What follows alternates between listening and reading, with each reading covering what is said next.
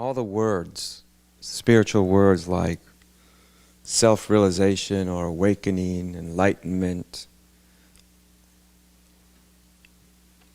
freedom, all these words are really, they're a way to bring to consciousness something that is there in everybody, but generally lies dormant.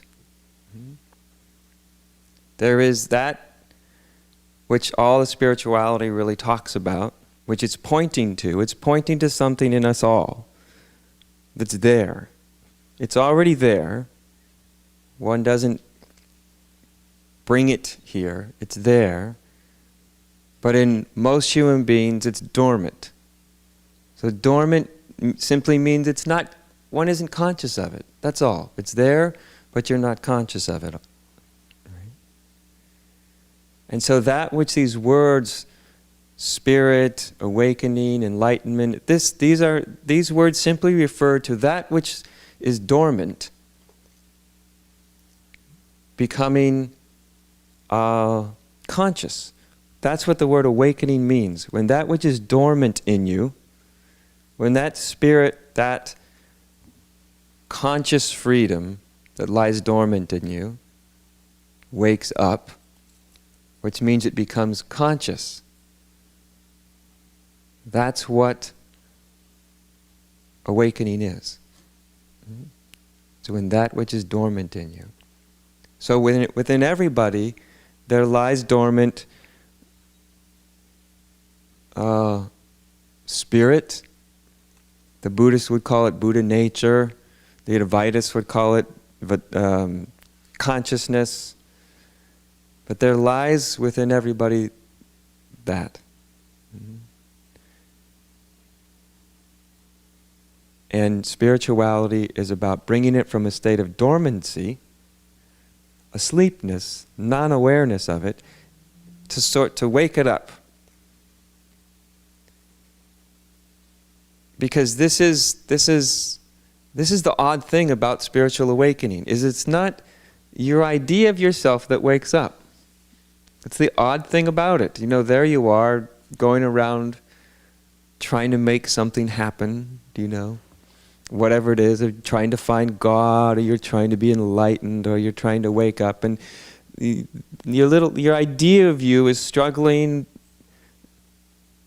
sometimes very ardently, sometimes it's sort of takes a break. But the odd thing about spiritual awakening is the thing that wakes up is not the thing that's searching. The thing that's searching is just our idea about ourselves. That's all that's doing the searching. Our idea of ourselves. Because our idea of ourselves, within it is a constant state of insufficiency. In some people it's very overt. And some people walk around in their lives feeling very, very obviously insufficient. You know? And then other people it's sort of very hidden. You know, their insufficiency is well disguised. They may not even know they have it. Do you know what I mean? I remember, this is something I observed many, many, many years ago when I was in athletics, and I realized that people who excel greatly, you know, the kind of people that you watch on TV or win gold medals in the Olympics or do all that kind of stuff, they seem to have this very, very sufficient sense of self, you know, especially when they're standing on the podium and everybody's cheering for them and they look so happy and, you know, their whole life has come together in that moment and everything seems so sufficient. Well, I can tell you from being one of them and from being around them earlier in my life, that actually, even though it looks one way, that actually a lot of what propels that kind of activity is a sense of insufficiency on some level, right? So to an athlete, if they get across the line, they feel very good about themselves. Their sense of insufficiency has been temporarily abated, right? It's been satisfied. Oh, I'm worthwhile. I beat somebody else across an arbitrary line in the sand. Right? Good for me. I feel good about myself. I'm worthy. It's a funny thing that can make egos feel worthy, isn't it? Right? You can cross a little line in the street faster than somebody else, and your ego can go, I feel good about myself. Right? Other egos are doing something else to be sufficient, right? We look through sufficiency through finding someone who will love us, then we'll be sufficient, feel sufficient, succeeding in your job.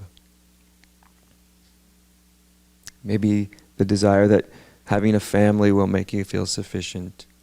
And all of these things can make one feel sufficient in a relative way.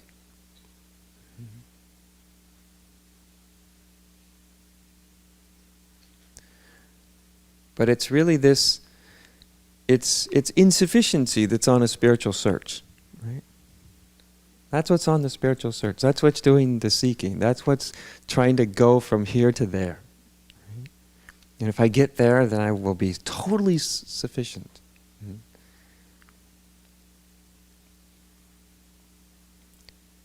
The strange thing is, though, is the more you run towards sufficiency, the farther it seems to be away. It's like a carrot that's attached to your nose. You know, it may seem very, very close at hand, but alas, one never quite arrives.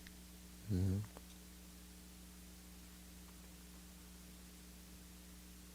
And of course, that's the odd thing about our own awakening, is the thing that wanted to be sufficient, the thing that wanted to be enlightened, the me that wanted to arrive there and find God or whatever, that's not the thing that wakes up.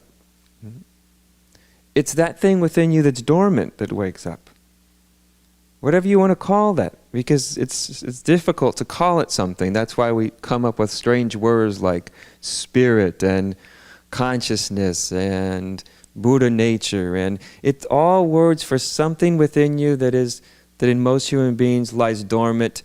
At times, in almost everyone, it gets very close to the surface. Maybe it peeks through a little bit into consciousness for a moment. And usually people that are involved in some deep form of spirituality, it's because that which lied dormant has at times sort of broken through the surface of consciousness enough. Just enough to where you know there's something there, right? You know there's something there. There's something in you. There's something there more than if just a familiar everyday sense of self.